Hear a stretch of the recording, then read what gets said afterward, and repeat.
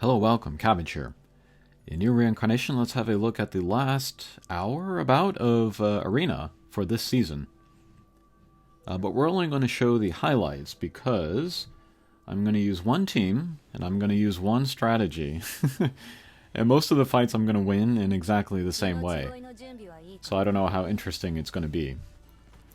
But I'll pick up some of the more interesting fights, meaning some of the more interesting opponents. And then the losses, all of the losses that I get. This will give me a chance to talk about my recent kind of activity in my account. My plans from now. And then like further details or further thoughts on the new New Year's characters that were released today.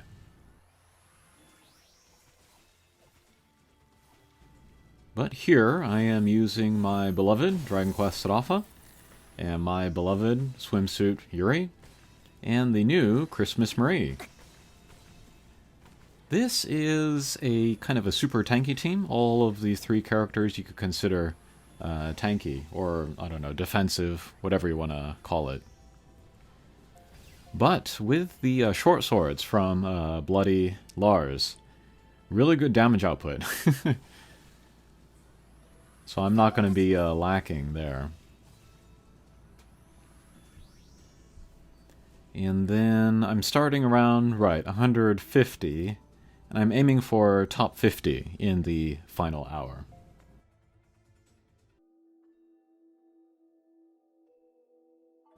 Alright, but then Sarafa, she has the Provoke Spear, just for additional Provoke. And then this Christmas Marie, she gives my guys the 70% damage mitigation barriers, in addition to the 50 from Summer Yuri. But this means that I have very good protection against agility sniping. And all the times that I've used this team, I've never had somebody go down to an agility snipe. And I'll be playing all of these manually, because I want to end on Sarafa's character skill, so that she can provoke, and then get the Dauntless skill, and then take the attacks.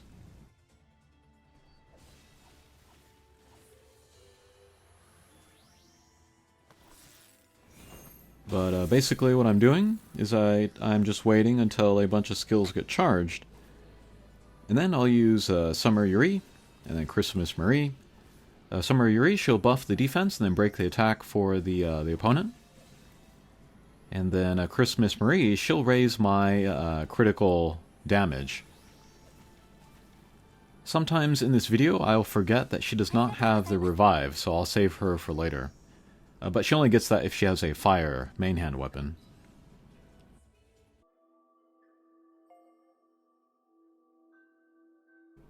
And then for their weapon skills, I'll do one character, bottom to top, and then I'll do the other character, bottom to top. The bottom skill is 5 hits, I think it is. That's just get rid of the damage mitigation barriers that they might have. And then the top skill has a very high multiplier with damage scaled off of the defense. And let's see if we can take down Udil here.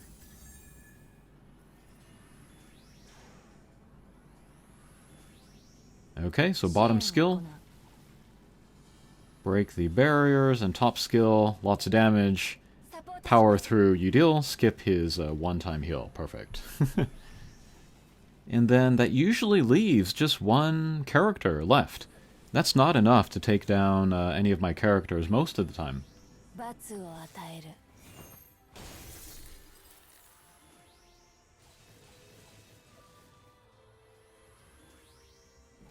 So Sarafa, she'll just take the 2 weapon skills, and then they'll be left with nothing, and then I can, recharge my weapon skills and then take down their last guy. But yeah, pretty much every fight that I do goes in this way.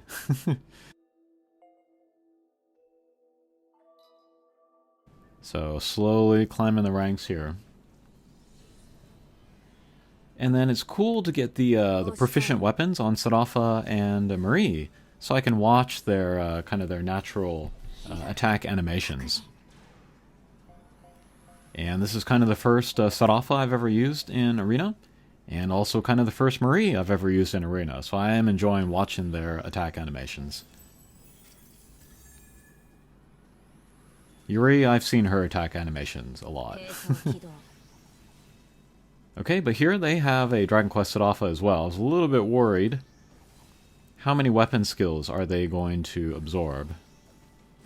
Okay. So there, the Dauntless wears off after 15 seconds, which is a reasonable amount of time. I was thinking that like 20 seconds was too long, might be too overpowered. But then we got the new Swath with the 60 seconds. That's insane. But yeah, part of the reason why I wanted to play the end of this season and then also use this team was because the new New Year Swath is going to upset the arena meta again. Yeah, Abyssal Swath was like, you know, she got the 30% cooldown, and then everybody got it, so that flipped the arena meta. And then there was a Dragon Quest Swath, and now the new Swath. People might be wondering why it's always Swath or like Udil that always gets the interesting, powerful skills. I think it's because it's to prevent people from using them together. Like, imagine using the new New Year Swath with Dragon Quest Swath or Shadowbound Swath. That would be overpowered. Or to use the new New Year's Udil with Divine Udil or Anniversary Udil. That would also be overpowered. But since we have the restriction of one character per team, then we're not allowed to do that. I think that's part of the reason why these characters are getting chosen. Okay, I included this fight because they had the Divine Udil. He can be scary. If he can get off his character skill, then that's kind of a loss right there. But we were able to get him here before he got his character skill out.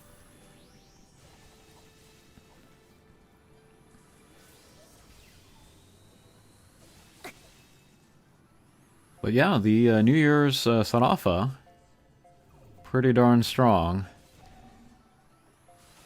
And then I don't like that the counter to her is Udil on the same banner. So it really is kind of like, you know, pull this banner or you're not going to play Arena at a high level this season. Or until some other kind of counter comes out. And then people that like to complain about rock, paper, scissors in mobile games, here's your chance.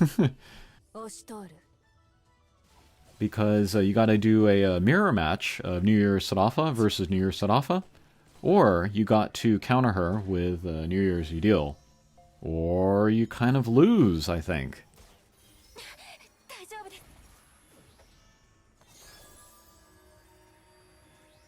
And we're seeing, you know, Arena get flipped many, many times. The latter half of 2023, and now again here at New Year's. And I think it's part of how the developers are trying to raise revenue in the game after introducing Quest 5 and then losing kind of all the revenue from subjugations. I talked about this earlier this year. But it's been so discouraging as a free-to-play user, because, like, just by pure luck, or just by saving everything for it, I can get characters like Summer Yuri, Dragon Quest Swath, Divine Udil, and just kind of hang on to the meta by my fingernails. And then they release something all new, and it's like, oh my god. I have to get this too.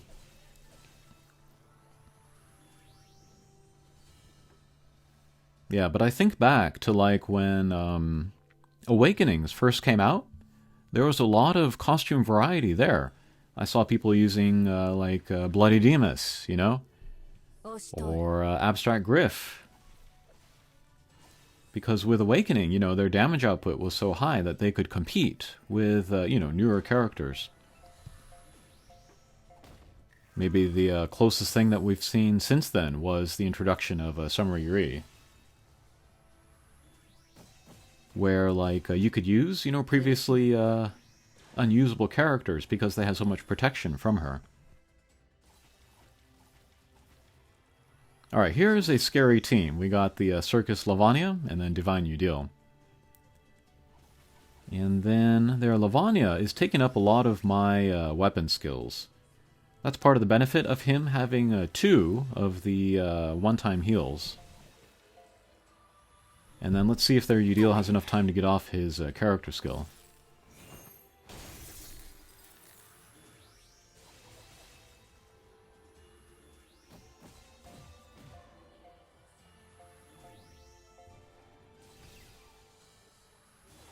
And then they have the Provoke on their Yuri, so I wasn't able to get Divine Udil. So there they go. They all got the Dauntless now. And then I lost my Sarafa, and then I don't have the Revive on my Christmas Marie. Okay, so lots of damage on their Yuri, but with the Dauntless, can't take her down until the time is up. And yep, she took all my weapon skills, so... Now I'm just standing there.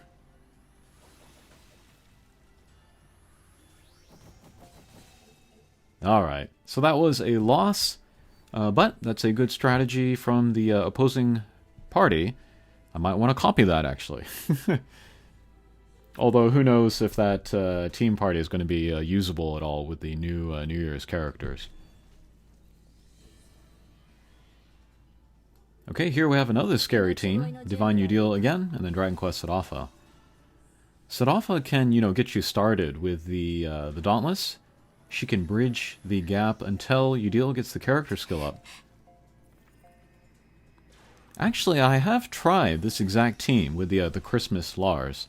I don't show him off here, unfortunately. But yeah, we can get the, or they can use the Dark Element synergy. That's nice. And then he also has the Bloody Lars sword on Sarafa there. Okay, so we did get Udil, but I lost my Marie.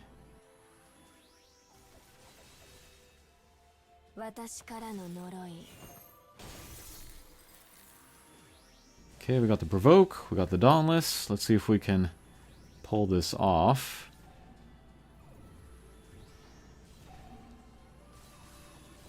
Okay, 1 HP. Another attack. There goes Sarafa.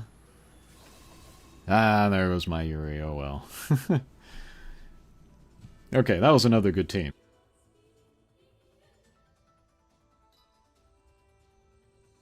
But actually, with all of the rewards, for New Year's, and then the end of the arena season, and then the beginning of the new month, I actually have enough tickets to pull to the ceiling of the New Year's banner. I don't know. I think I'm gonna wait. Oh, and one final point about Sarafa. I feel like on an offense team, where you used to attack people, she's going to be kind of unstoppable.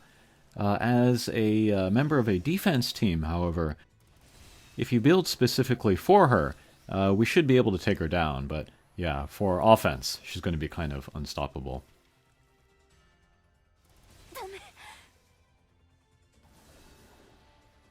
Oh, and some people might be seeing or looking at my complaining about the arena meta getting flipped so often, last half of 2023 and now again with New Year's.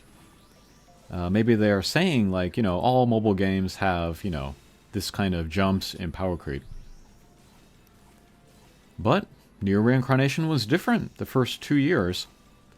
And this is not a point that that was a nice win by the skin of my teeth. This is not a point that I have brought up in a video lately. But with mobile games, they have to kind of establish their their identity, as far as their business model early, because it's very difficult to change it partway through. Like, if you begin a game, with a certain business model, then people will be like, okay, this is how it is, take it or leave it, good or bad, this is how it's going to be. And then people will adjust. But then to change the business model halfway through, you're going to have a bunch of people that are like, maybe they feel betrayed, or they feel tricked, or like, you know, this is not in the spirit of the game or something. And that's part of, you know, one of the downsides of starting Nier Reincarnation so generous to players, even free-to-play. You move to a more kind of a whale hunter sort of a mode, and it just feels bad. It feels like Nier Reincarnation is going against its identity.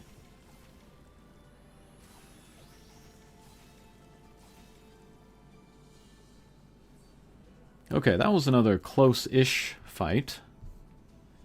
And that was the last of the hour. Alright, I exited out, went to the main screen, get the news.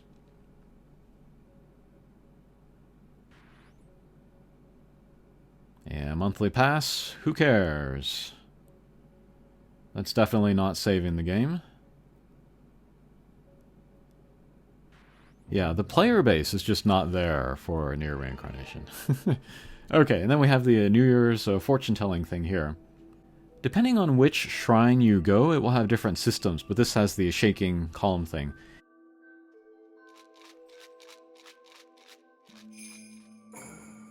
And we got Mama Kichi on the first day. Holy mackerel, that's the best one. But I got some 4-star tickets. That's very cool. And Year of the Dragon. Oh yeah, I wanted to talk about Fio and Lavanya a little bit during this video, but I totally forgot. But in the end of People World, we got some cutscenes. We saw like a chord in there and stuff. Oh, rank 50 exactly. How do you like that? Good way to end the year, or begin the year, depending. But yeah, in one of the kind of the slides that we saw Lavanya as a dragon, and then Fio, almost like a different version of Fio, maybe like in a different land or a different time together. I wonder if there is a connection to Dragon Lavanya and then the Year of the Dragon. Also, there is Zero and then the Dragon from Dragon Dragoon 3. And then, finally in Global, we got the final secret stories, and then the last one for Fio says that she is like an entity that continually is reincarnated, and like versions of her appear in various lands at various times in the history of the world. And I saw that and I was like, oh my god. My mind immediately went to Sleeping Beauty in Sino Alice. They have a lot of similarities. They talk about dreams a lot. And then also Yona from Nier Replicant. Maybe they're all Fio, you know, in different lives, different time periods. That blew my mind. And then a long time ago, I talked about wanting to do like a timeline analysis of the Fio and Lavanya stories. But now I'm glad I did not do it, because apparently there's multiple timelines, multiple Fios, multiple Lavanyas. I don't know, I might tackle that in the future, or I might just leave that for somebody else to pick up. Okay, so that was top 50 in the latest season of Arena. We'll see how doable the next season of Arena is without New Year's Udil or Sarafa. Thanks for watching, and we'll see you again. Take care.